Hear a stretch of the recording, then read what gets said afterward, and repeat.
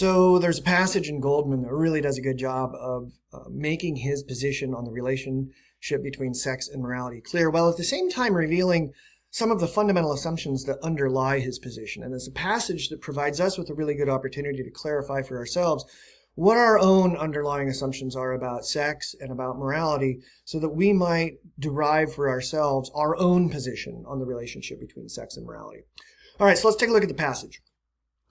Goldman writes, "What makes the desire for sex seem more intimately connected with love is the intimacy, which is seen to be a natural feature of mutual sex acts. Like love, sex is held to lay one bare psychologically as well as physically. Sex is unquestionably intimate, but beyond that, the psychological toll often attached may be a function of the restrictive sexual ethic itself, rather than a legitimate apology for it." All right, so look at the language that Goldman is using here. It's a lot of hedging language. So he says that sex seems more intimately connected with love. Not that it is, it just seems to be that way. Similarly, he says that intimacy is seen to be a natural feature of mutual sex acts. Not that intimacy is that, it's just seen to be that. Sex is held to lay one bare psychologically. He doesn't say that sex lays one bare psychologically. It's just that sex is believed to do that. What Goldman is really emphasizing here is that sex is simply the activity that we engage in to satisfy our sexual desire, which is the desire for physical contact with another person's body. That's it. Anything else, as Goldman says, beyond that has psychological value, like love or intimacy, these are things that we're imposing on this activity, Goldman says. These are not features that are intrinsic to sex itself. Sex is essentially valueless. And whatever ethics that we bring to sexuality are going to be ethics that we would rely on in other parts of our lives, like business ethics.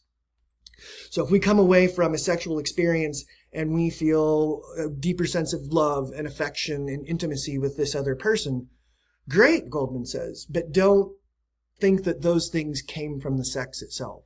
Or conversely, as Goldman's focusing on here, if you come away from a sexual encounter, a consensual sexual encounter, and you feel guilt or shame, just know, Goldman says, that guilt and shame is not coming from, that psychological toll is not coming from the sex itself.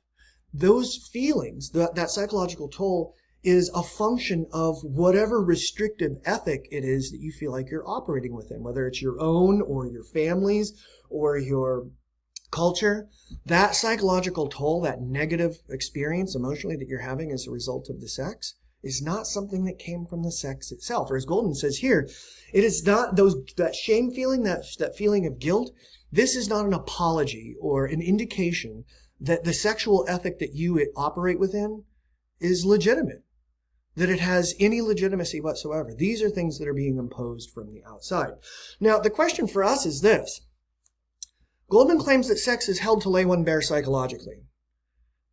Does it lay us bare psychologically? Does sex lay a person bare psychologically? And what does that even mean, to lay one bare psychologically? Does it mean that I'm making aspects of my inner life, my psychology, available for someone else to glimpse at?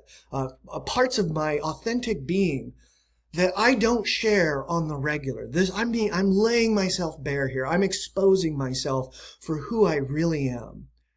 Does that happen in sex acts? Is that something that is intrinsic to sex? That when we have these sexual encounters, that we are intrinsically laying ourselves bare in these encounters?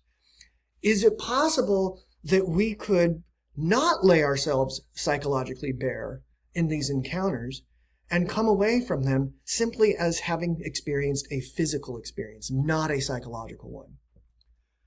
Because if being laid psychologically bare is an intrinsic feature of sex, then maybe it needs its own ethic. I'm not laying myself bare psychologically when I engage in a business transaction. When I go to buy a car from somebody, I'm not laying myself psychologically bare.